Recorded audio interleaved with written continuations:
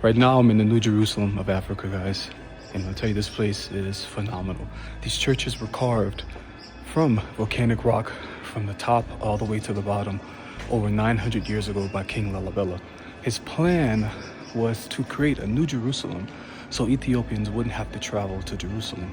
Each church has a purpose. Like one church will represent Jesus' head, the other church will represent his chest, and then his hands and his feet. And it's really beautiful, guys. As a Muslim, this is pretty phenomenal to me. What's also fascinating, all of these churches are connected by these underground systems. It's phenomenal.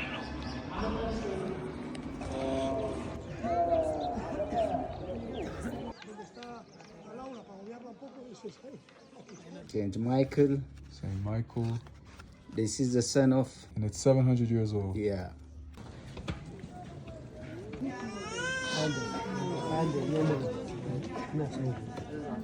عندي